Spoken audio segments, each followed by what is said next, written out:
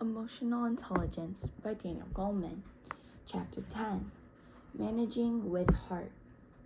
Melbourne McBroom was a domineering boss with a temper that intimidated those who worked with him.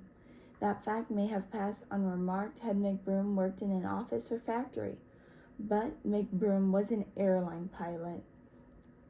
One day in 1978, McBroom's plane was approaching Portland, Oregon, when he noticed a problem with the landing gear. So McBroom went into a holding pattern, circling the field at a high altitude while he fiddled with the mechanism.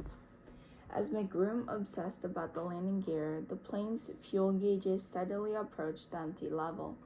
But his co-pilots were so fearful of McBroom's wrath that they said nothing, even as disaster loomed.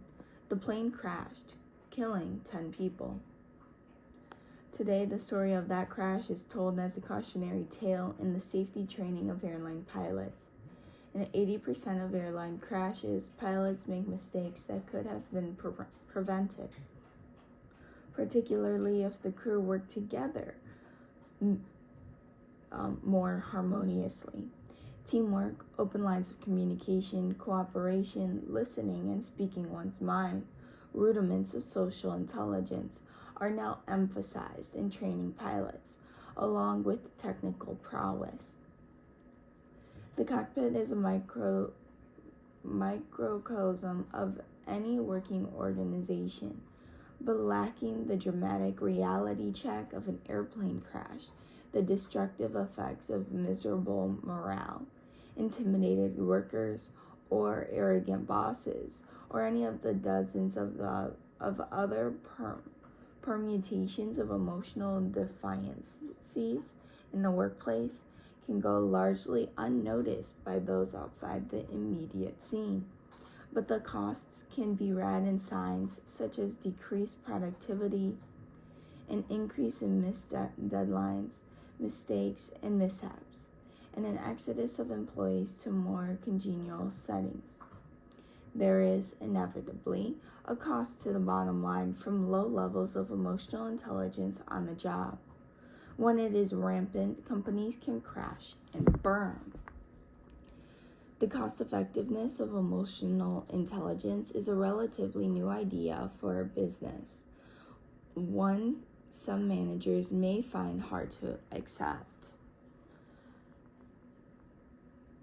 A study of 250 executives found that most felt their work demanded their heads, but not their hearts. Many said they feared that feeling empathy or compassion for those they worked with would put them in conflict with their organizational goals. One felt the idea of sensing the feelings of those who worked for him was absurd. It would, he said, be impossible to deal with people. Others protested that if they were not emotionally aloof, they would be unable to take the hard decisions that business requires, although the likelihood is that they would deliver those decisions more humanely. That study was done in the 1970s when the business environment was very different. My argument is that such attitudes are outmoded, a luxury of a former day. A new competitive reality is putting emotional intelligence at a premium in the workplace and in the marketplace. As Shoshona Zuboff, a psychologist at Harvard University Business School, pointed out to me, corporations have gone through a radical revolution within this century, and with this has come a corresponding transformation of the emotional landscape. There was a long period of managerial domination of the corporate hierarchy when the manipulative jungle fighter boss was rewarded. But that rigid hierarchy started breaking down in the 1980s under the twin pressures of globalization and information technology. The jungle fighter symbolizes where the corporation has been. The virtuoso in interpersonal skills is the corporate future. Some of the reasons are patently obvious. Imagine the consequences for a working group when someone is unable to keep from exploring in anger and has no sensitivity about what the people around him are feeling. All the deleterious effects of agitation on thinking, reviewed in Chapter 6, operate in the workplace too. When emotionally upset, people cannot remember, attend, learn, or make decisions clearly. As one management consultant put it, stress makes people stupid. On the positive side, imagine the benefits for work of being skilled in the basic emotional competences, being attuned to the feelings of those we deal with, being able to handle disagreements so they do not escalate, having the ability to get into flow states while doing our work. Leadership is not domination, but the art of persuading people to work toward a common goal. And in terms of managing our own career, there may be nothing more essential than recognizing our deepest feelings about what we do and what changes might make us more truly satisfied with our work. Some of the less obvious reasons emotional aptitudes are moving to the forefront of business skills reflect sweeping changes in the workplace. Let me make my point by tracking the different 3 applications of emotional intelligence make. Being able to air grievances as helpful critiques, creating an atmosphere in which the diversity is valued rather than a source of friction, and networking effectively. Criticism is job 1. He was a seasoned engineer heading a software development team, presenting the result of months of work by his team to the company's vice president for product development. The men and women who had worked long days, week after week, were there with him, proud to present the fruit of their hard labor.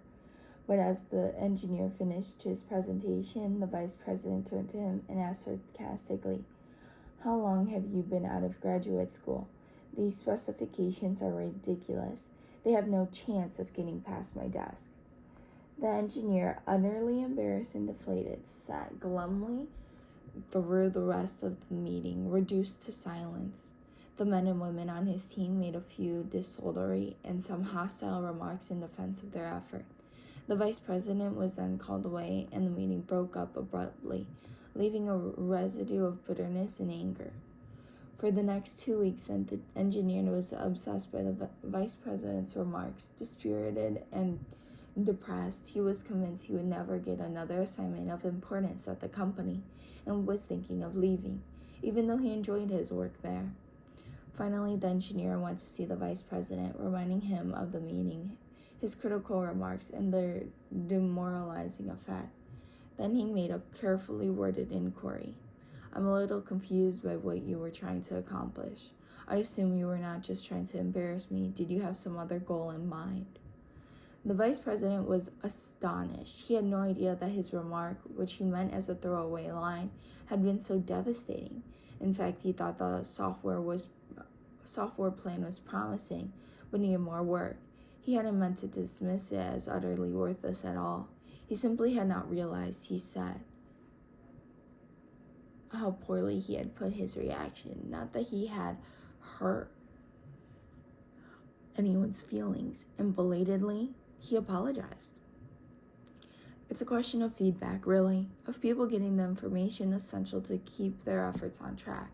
In its original sense in systems theory, feedback meant the exchange of data about how one part of a system is working with understanding that one part affects all others in the system, so that any part heading off course could be changed for the better.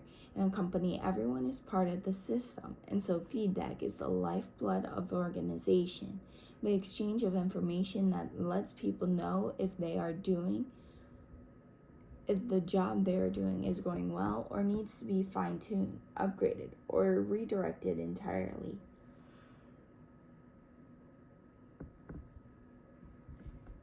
Without feedback, people are in the dark. They have no idea how they stand with their boss, with their peers, or in terms of what is expected of them, and any problems will only get worse as time passes. In a sense, criticism is one of the most important tasks a manager has, yet it's also one of the most dreaded and put off. And like the sarcastic vice president, too many managers have poorly mastered the crucial art of feedback. The deficiency has a great cost, just as the emotional health of a couple depends on how well they air their grievances. So do the effectiveness, satisfaction, and productivity of people at work depend on how they are told about nagging problems? Indeed, how criticisms are given and received goes a long way in determining how satisfied people are with their work, with those they work with, and with those to whom they are responsible. The worst way to motivate someone.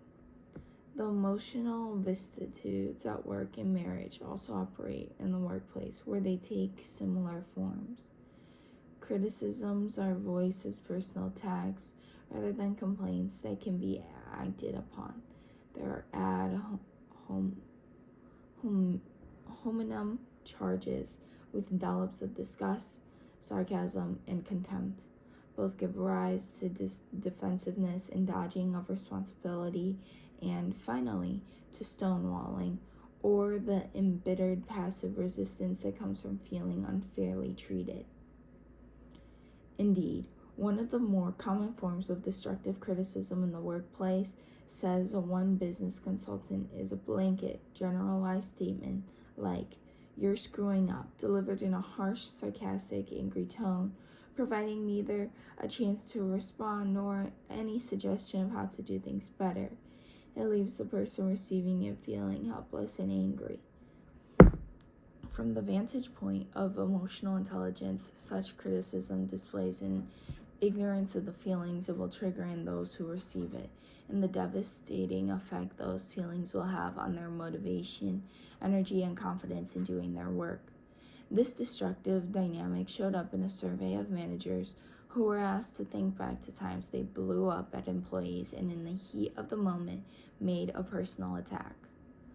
The angry attacks had effects much like they would in a married couple. The employees who received them reacted most often by becoming defensive, making excuses, or evading responsibility. Or they stonewalled, that is, tried to avoid all contact with the manager who blew up at them. If they had been subjected to the same emotional microscopic that John Gottman used with married couples, these embittered employees would no doubt have been shown to be thinking the thoughts of innocent victimhood or righteous indignation typical of husbands or wives who feel unfairly attacked. If their physiology were measured, they would probably also display the flooding that reinforces such thoughts. And yet the managers were only further annoyed and provoked by these responses, suggesting the beginning of a cycle that, in the business world, ends in the employer quitting or being fired, the business equivalent of a divorce. Indeed, in a study of 108 managers and white-collar workers, inept criticism was ahead of mistrust, personality struggles, and disputes over power and pay as a reason for conflict on the job. An experiment done at Rensselaer Polytechnic Institute shows just how damaging to working relationships that cutting criticism can be. In a simulation, volunteers are given the task of creating an ad for a new shampoo. Another volunteer, a Confederate, supposedly judged the proposed ads. Volunteers actually received one of the two prearranged criticisms. One critique was considerate and specific, but the other included threats and blamed the person's innate deficiencies with remarks like, "Don't even try, can't seem to do anything right," and "Maybe it's just a lack of talent. I tried to get someone else to do it." Understandably, those who were attacked became tense and angry and antagonistic, saying they would refuse to collaborate or cooperate on future projects with the person who gave the criticism. Many indicated they would want to avoid contact altogether. In other words, they felt like stonewalling. The harsh criticism made those who received it so demoralized that they no longer tried as hard as their work, and perhaps most damaging, said they no longer felt capable of doing well. The personal attack was devastating to their morale. Many managers are too willing to criticize, but frugal with praise, leaving their employees feeling that they only hear about how they're doing when they make a mistake. This propensity to criticism is compounded by managers who delay giving any feedback at all for long periods. Most problems in an employee's performance are not sudden, they develop slowly over time. J.R. Larson, a University of Illinois at Urbana psychologist, notes, when the boss fails to let his feelings be known promptly, it leads to his frustration building up slowly. Then one day he blows up about it. If the criticism had been given earlier on, the employee would have been able to correct the problem. Too often, people criticize only when things boil over, when they get too angry to contain themselves, and that's when they give the criticism in the worst way, in a tone of biting sarcasm, calling to mind a long list of grievances they had kept to themselves, or making threats. Such attacks backfire. They are received as an affront to the recipient, becomes angry in return. It's the worst way to motivate someone. The artful critique. Consider the alternative. An artful critique can be one of the most helpful messages a manager can send. For example, what the contemptuous vice president could have told the software engineer but did not was something like, the main difficulty at this stage is that your plan will take too long and so escalate costs.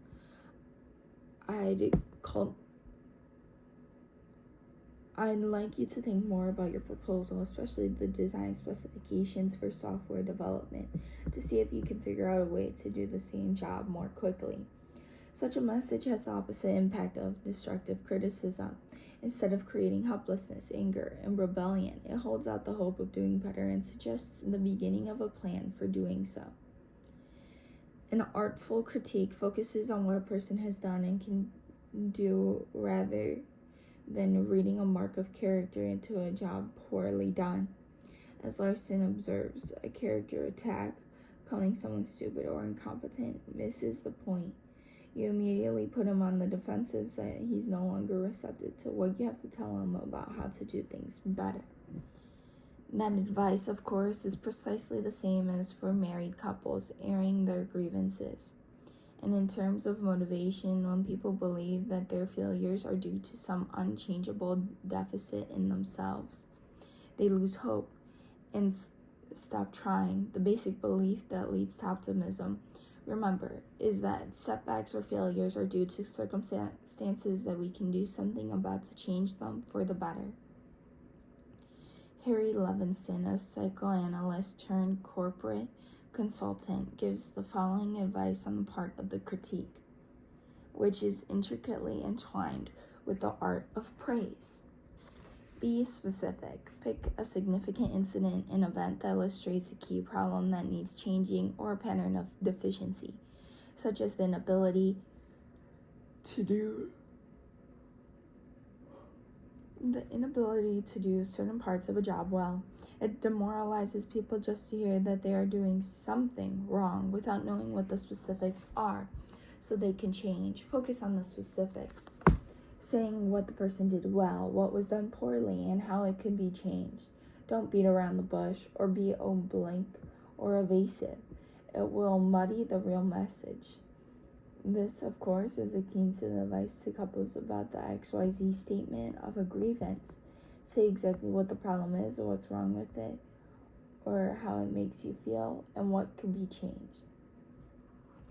Specifically, Levinson points out, is just as important for praise as specificity. Levinson points out is just as important for praise as for criticism. I wouldn't say that vague praise has no effect at all, but it doesn't have much, and you can't learn from it. Offer a solution. The critique, while all useful feedback, should point to a way to fix the problem. Otherwise, it leaves the recipient frustrated, demoralized, or demotivated. The critique may open the door to possibilities and alternatives that the person did not realize were there, or simply sensitive her to deficiencies that need attention, but should include suggestions about how to take care of these problems. Be present. Critiques like praise are most effective face-to-face and in private. People who are uncomfortable giving a criticism or offering praise are likely to ease the burden on themselves by doing it at a distance, such as in a memo. But this makes the communication too impersonal and robs the person receiving it of an opportunity for a response or clarification. Be sensitive. This is a call for empathy, for being attuned to the impact of what you say and how you say it on the person at the receiving end. Managers who have little empathy, Levinson points out, are most prone to giving feedback in a hurtful fashion, such as the withering put down. The net effect of such criticism is destructive. Instead of opening the way for a corrective, it creates an emotional backlash of resentment, bitterness, defensiveness, and distance. Levinson also offers some emotional counsel for those at the receiving end of criticism. One is to see the criticism as valuable information about how to do better, not as a personal attack. Another is to watch for the impulse toward defensive instead of taking responsibility. And if it gets too upsetting, ask to resume the meeting later, after a period to absorb the difficult message and cool down a bit. Finally, he advises people to see criticism as an opportunity to work together with the critic to solve the problem, not as an adversarial situation. All this sage advice, of course, directly echoes suggestions for married couples trying to handle their complaints without doing permanent damage to their relationship. As with marriage, so with work. Dealing with diversity. Sylvia Skeeter, a former captain in her 30s, was a shift manager at a Denny's restaurant in Columbia, South Carolina. One slow afternoon, a group of Black customers, a minister, an assistant pastor, and two visiting gospel singers came in for a meal and sat while the waitresses ignored them. The waitresses, recall Skeeter, would kind of glare with their hands on their hips, and then they'd go back to talking among themselves like a Black person standing 5 feet away didn't exist. Skeeter, indignant, confronted the waitresses and complained to the manager, who shrugged off their actions, saying, "This is how they were raised and there's nothing I can do about it." Skeeter quit on the spot. She is Black. If that had been an isolated incident, this moment of blatant prejudice might have passed unnoted. But Sylvia Skeeter was one of hundreds of people who came forward to testify a widespread pattern of anti-Black prejudice throughout the Denny's restaurant chain, a pattern that resulted in a $54 million settlement of a class action suit on behalf of thousands of Black customers who had suffered such indignities. The plaintiffs included a detail of 7 African-American Secret Service agents who sat waiting for an hour for their breakfast, while their white colleagues at the next table were served promptly, as they were all on their way to provide security for a visit by President Clinton to the United States Naval Academy at Annapolis. They also included a Black girl with paralyzed legs in Tampa, Florida, who sat in her wheelchair for 2 hours waiting for her food late one night after a prom. The pattern of discrimination the class action suit held was due to the widespread assumption throughout the Denny's chain, particularly at the level of district and branch manager, that Black customers were bad for business. Today, largely as a result of the suit and publicity surrounding it, the Denny's chain is making amends to the Black community. And every employee, especially managers, must attend sessions on the advantages of a multiracial clientele. Such seminars have become a staple of in-house training in companies throughout America, with the growing realization by managers that even if people bring prejudices to work with them, they must learn to act as though they have none.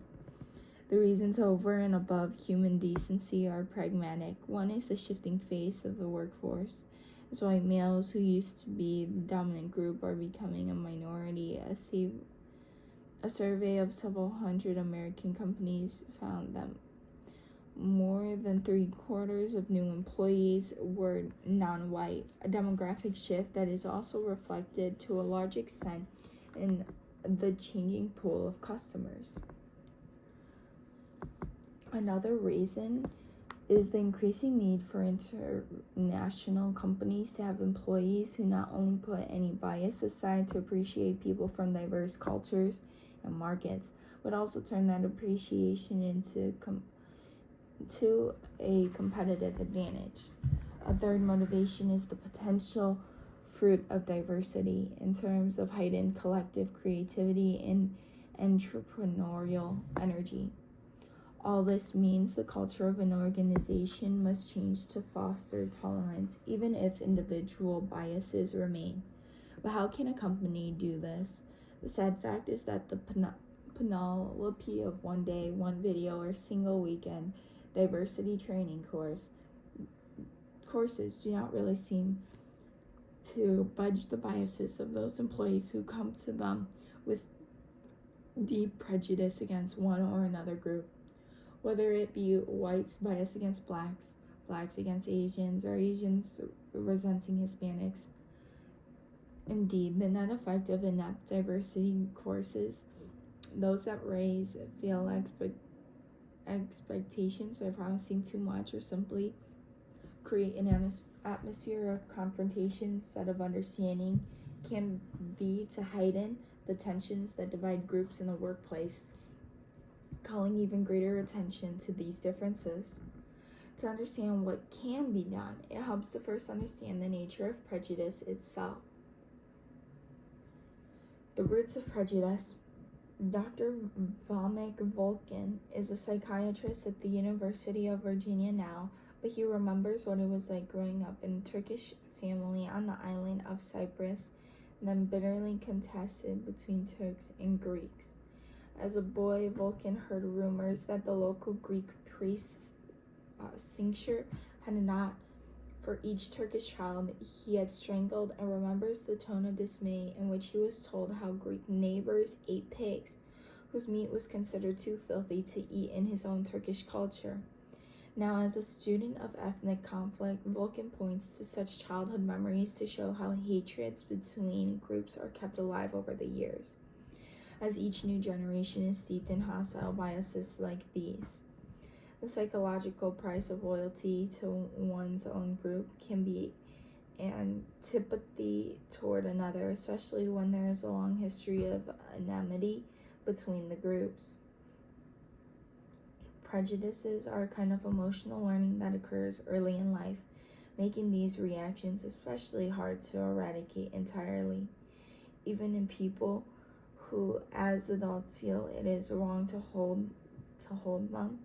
The emotions of prejudice are formed in childhood, while the beliefs that are used to justify it come later. Explained Thomas Pettigrew, a social psychologist at the University of California at Santa Cruz, who has studied prejudice for decades. Later in life, you may want to change your prejudice, but it is far easier to change your intellectual beliefs than your deep feelings. Many Southerners have confessed to me, for instance,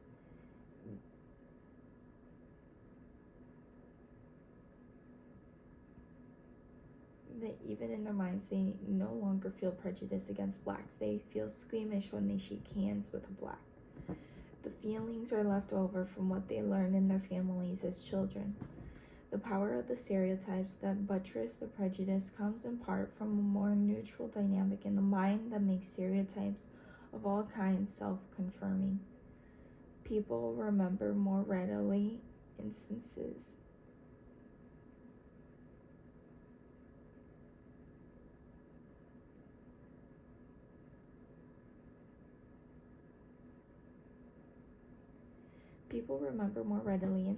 that support the stereotype while tending to discount instances that challenge it. I'm meeting at a party an emotionally open and warm Englishman who disconfirms the stereotype of the cold reserved Briton, for example. People can tell themselves that he's just unusual or he's been drinking. The tenacity of subtle biases may explain why, over the last 40 years or so, racial attitudes of American whites toward blacks have become increasingly more tolerant. More subtle forms of bias persist. People disavow racist attitudes while still acting with covert bias. When asked, such people say they feel no bigotry, but in ambiguous situations still act in a biased way, though they give a rationale other than prejudice. Such bias can take the form, say, of a white senior manager who believes he has no prejudices, rejecting a black job application ostensibly not because of his race, but because his education and experience are not quite right for the job, while hiring a white applicant with the same background. Or it might take the form of giving a briefing and helpful tips to a white salesman about to make a call, but somehow neglecting to do the same for a black or Hispanic salesman. Zero tolerance for intolerance. If people's long-held biases cannot be so easily weeded out, what can be changed is what they do about it. At Denny's, for example, waitresses or branch managers who take it upon themselves to discriminate against blacks were seldom, if ever, challenged. Instead, some managers seem to have encouraged them, at least tacitly, to discriminate, even suggesting policies such as demanding payment for meals in advance from black customers, only denying blacks widely advertised free birthday meals, or locking the doors and claiming to be closed if a group of black customers was coming. As John P. Relman, an attorney who sued Denny's on behalf of the black Secret Service agents, put it, Denny's management closed their eyes to what the field staff was doing. There must have been some message which freed up the inhibitions of local managers to act on their racist impulses. But everything we know about the roots of prejudice and how to fight it effectively suggests that precisely this attitude, turning a blind eye to acts of bias, allows discrimination to thrive. To do nothing in this context is an act of consequence in itself, letting the virus of prejudice spread unopposed. More to the point than diversity training courses, or perhaps essential to their having much effect, is that the norms of a group be decisively changed by taking an active stance against any acts of discrimination from the top echelons of management on down. Biases may not bud, but acts of prejudice can be quashed if the climate is changed. As an IBM executive put it, we don't tolerate slights or insults in any way. Respect for the individual is central to IBM's culture. If research on prejudice has any lesson for making a corporate culture more tolerant, it is to encourage people to speak out against even low-key acts of discrimination or harassment, offensive jokes, say, or the posting of girly calendars demeaning to women coworkers. One study found that when people in a group heard someone make ethnic slurs, it led others to do the same. The simple act of naming bias as such or objecting to it on the spot establishes a social atmosphere that discourages it, saying nothing serves to condone it. In this endeavor, those in positions of authority play a pivotal role. Their failure to condemn acts of bias sends the tacit message that such acts are okay. Following through with actions such as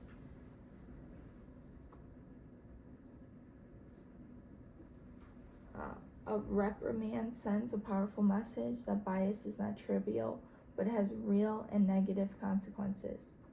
Here, to the skills of emotional intelligence are an advantage, especially in having this social knack to know not just when but how to speak up productively against bias.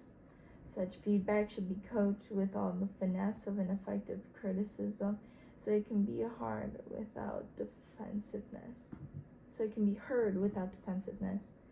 If managers and coworkers do this naturally or learn to do so, bias incidents are more likely to fall away.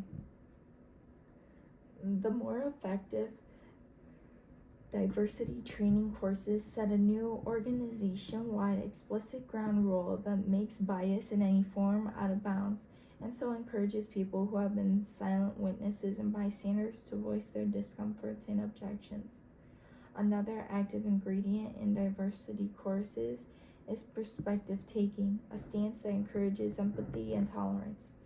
To the degree that people come to understand the pain of those who feel discriminated against, they are more likely to speak out against it. In short, it is more practical to try to suppress the expression of bias rather than trying to eliminate the attitude itself. Stereotypes change very slowly, if at all. Simply putting people of different groups together does little or nothing to lower intolerance, as witnessed cases of school desegregation in which intergroup hostility rose rather than decreased. For the plethora of diversity training programs that are sweeping through the corporate world, this means a realistic goal is to change the norms of a group for showing prejudice or harassing. Such programs can do much to raise into the collective awareness the idea that bigotry or harassment are not acceptable and will not be tolerated, but to expect that such a program will uproot deeply held prejudices is unrealistic. Still, since prejudices are a variety of emotional learning, relearning is possible, though it takes time and should not be expected as the outcome of a one-time diversity training workshop. What can make a difference, though, is sustained camaraderie and daily efforts toward a common goal by people of different backgrounds. The lesson here is from school desegregation. When groups fail to mix socially instead of forming hostile cliques, the negative stereotypes intensify. But when students have worked together as equals to attain a common goal, as on sports teams or in bands, their stereotypes break down, as can happen naturally in the workplace when people work together as peers over the years. But to stop at battling prejudice in the workplace is to miss a greater opportunity, taking advantage of the creative and perennial possibilities that a diverse workforce can offer. As we shall see, a working group of varied strengths and perspectives, if it can operate in harmony, is less likely to come to better, more creative, and more effective solutions than those same people working in isolation. Organizational savvy and the group IQ. By the end of the century, a third of the American workforce will be knowledge workers, people whose productivity is marked by adding value to information, whether as market analysis, writers, or computer programmers. Peter Drucker, the eminent business maven who coined the term knowledge worker, points out that such a worker's expertise is highly specialized and their productivity depends on their efforts being coordinated as part of an organizational team. Writers are not publishers, computer programmers are not software distributors. While people have always worked in tandem, notes Drucker, with knowledge work, teams become the work unit rather than the individual himself, and that suggests why emotional intelligence, the skills that help people harmonize, should become increasingly valued as a workplace asset in the years to come. Perhaps the most rudimentary form of organizational teamwork is the meeting, that inescapable part of an executive's life. In a boardroom, on a conference call, in someone's office.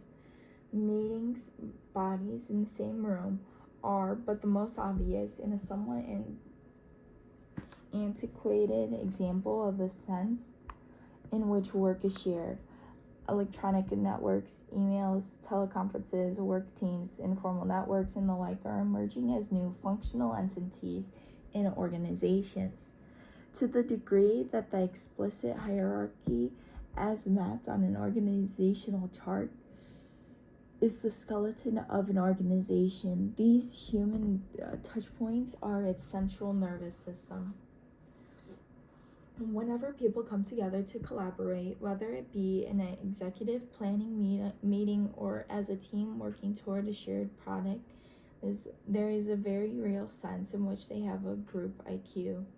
The sum total of the talents and skills of all those involved and how well they accomplish their task will be determined by how high the IQ is. The single most important element in group intelligence, it turns out, is not the average IQ in the academic sense, but rather in terms of emotional intelligence. The key to a high group IQ is social harmony. It is in this ability to harmonize that, all other things being equal, will make one group especially talented, productive, and successful, and another, with members whose talent and skill are equal in other regards, do poorly. The idea that there is a group intelligence at all comes from Robert Sternberg, the Yale psychologist, and Wendy Williams, a graduate student, who were seeking to understand why some groups are far more effective than others. After all, when people come together to work as a group, each brings certain talents, say a high verbal fluency, creativity, empathy, or technical expertise. While a group can be no smarter than the sum total of all these specific strengths, it can be much dumber if its internal workings don't allow people to share their talents. This maximum became evident when Sternberg and Williams recruited people to take part in groups that were given the creative challenge of coming up with an effective advertising campaign for a fictitious sweetener that showed promise as a sugar substitute. One surprise is that people who were too eager to take part were a drag on the group, lowering its overall performance. These eager beavers were too controlling or domineering. Such people seem to lack a basic element of social intelligence, the ability to recognize what is apt and what is inappropriate in give and take.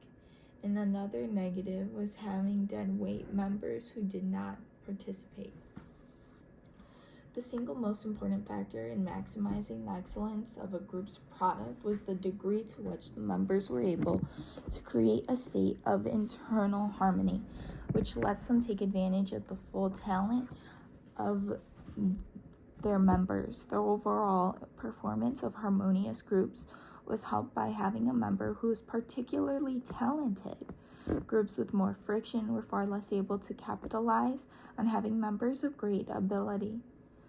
In groups where there are high levels of emotional and social static, whether it be from fear or anger, from rivalries or resentments, people cannot offer their best. But harmony allows a group to take maximum advantage of its most creative and talented members' abilities. While the morale of this tale is quite clear for, say, work teams, it has a more general implication for anyone who works within an organization. Many things people do at work depend on their ability to call on a loose network of fellow workers. Different tasks can mean calling on different members of the network. In effect, this creates the chance for ad hoc groups, each with a member tailored to offer an optimal array of talents, expertise, and placement. Just how well people can work a network, in effect make it into a temporary ad hoc team, is a crucial factor in on-the-job success. Consider, for example, a study of star performers at Bell Labs, the world-famous scientific think tank near Princeton. The labs are peopled by engineers and scientists who are all at the top on academic IQ tests, but within this pool of talent, some emerge as stars while others are only average in their output. What makes the difference between stars and others is not their academic IQ, but their emotional IQ. They are better able to motivate themselves and better able to work their informal networks into ad hoc teams. The stars were studied in one division at the labs, a unit that creates and designs the electronic switches that control telephone systems, a highly sophisticated and demanding piece of electronic engineering, because the work is beyond the capacity of any one person to tackle. It is done in teams that can range from just 5 or so engineers to 150. No single engineer knows enough to do the job alone. Getting things done demands tapping other people's expertise. To find out what made the difference between those who were highly productive and those who were only average, Robert Kelly and Janet Kaplan had managers and peers nominate the 10 to 15% of engineers who stood out as stars. When they compared the stars with everyone else, the most dramatic findings at first was the paucity of differences between the two groups. Based on a wide range of cognitive and social measures, from standard tests for IQ to personality inventories, there's little meaningful difference in innate abilities, Kelly and Kaplan wrote in the Harvard Business Review. As it develops, academic talent was not a good predictor of on-the-job productivity, nor was IQ. But after detailed interviews, the critical differences emerged in the internal and interpersonal strategies. Stars used to get their work done. One of the most important turned out to be a rapport with a network of key people. Things go more smoothly for the standouts because they put time into cultivating good relationships with people whose services might be needed in a crunch as part of an instant ad hoc team to solve a problem or handle a crisis. A middle performer at Bell Labs talked about being stumped by a technical problem. Kelly and Kaplan observed. He painstakingly called various technical gurus and then waited, wasting valuable time while calls went unreturned and email messages unanswered. Star performers, however, rarely face such situations because they do the work of building reliable networks before they actually need them. When they call someone for advice, stars almost always get a faster answer. Informal networks are especially critical for handling unanticipated problems. The formal organization is set up to handle easily anticipated problems. One study of these networks observes, but when unexpected problems arise, the informal organization kicks in. Its complex web of social ties form every time colleagues communicate and solidify over time into surprisingly stable networks. Highly adaptive informal networks move diagonally and elliptically, skipping entire functions to get things done. The analysis of informal networks shows that just because people work together day to day, they will not necessarily trust each other with sensitive information, such as a desire to change jobs, or resentment about how a manager or peer behaves, nor turn to them in crisis. Indeed, a sophisticated view of informal network shows that there are at least 3 varieties: communications webs, who talks to whom, expertise networks based on which people are turned to for advice, and trust networks. Being a main node in the expertise network means someone will have a reputation for technical excellence, which often leads to a promotion. But there is virtually no relationship between being an expert and being seen as someone people can trust with their secrets, doubts, and vulnerabilities. A petty office tyrant or micromanager may be high on expertise, but will be so low on trust that it will undermine their ability to manage and effectively exclude them from informal networks. The stars of an organization are often those who have thick connections on all networks, whether communications, expertise, or trust. Beyond a mastery of these essential networks, other forms of organizational savvy the Bell Labs stars had mastered included effectively coordinating their efforts in teamwork, being leaders in building consensus, being able to see things from the perspective of others, such as customers or others on a work team, persuasiveness, and promoting cooperation while avoiding conflicts. While all of these rely on social skills, the stars also displayed another kind of knack, taking initiative, being self-motivated enough to take on responsibilities above and beyond their stated job, and self-management in the sense of regulating their time and work commitments well. All such skills, of course, are aspects of emotional intelligence. There are strong signs that what is true at Bell Labs augurs for the future of all corporate life. A tomorrow where the basic skills of emotional intelligence will be ever more important, and teamwork and cooperation and helping people learn together how to work more effectively as knowledge-based services and intellectual capital become more central to cooperations. Improving the way people work together will be a major way to leverage intellectual capital, making a critical competitive difference. To thrive, if not survive, corporations would do well to boost their collective emotional intelligence.